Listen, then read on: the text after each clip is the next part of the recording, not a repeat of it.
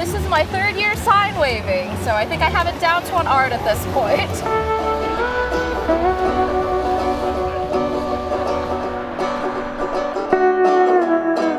Hi, I am Alliana Salanguit, and I was the deputy campaign manager for the No on 2 campaign in Alaska.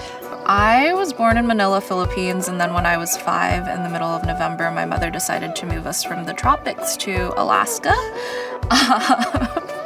So that was an abrupt change, but the state has grown on me incredibly. I love it. I wouldn't want to live anywhere else. And I work in state government and politics starting in 2017.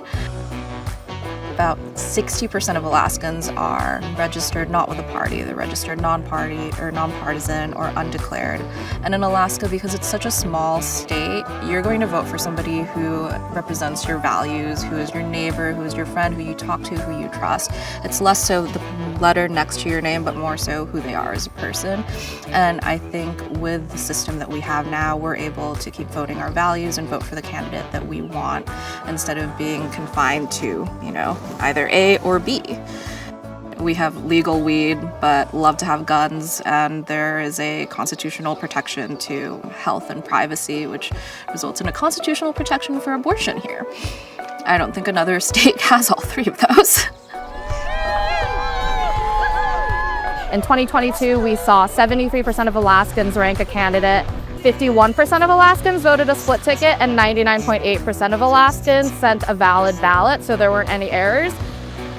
There were a lot of split tickets in this last election. People are getting to vote for who they want, regardless of party. I will say that so many times, particularly in our state. Like, my ticket is a mess. There's a Republican, an Independent, a Democrat each time.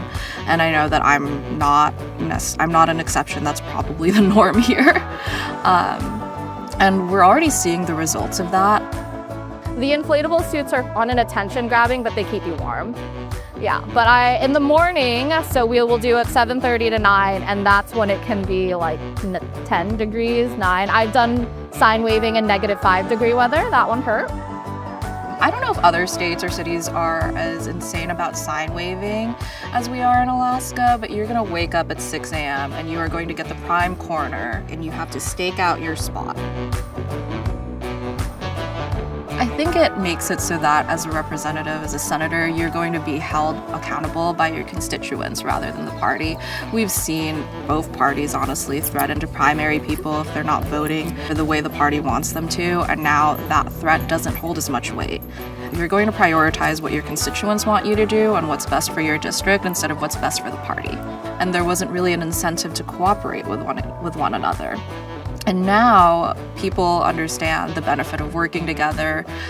It's less scary to work across the aisle. You're not going to get primaried for that.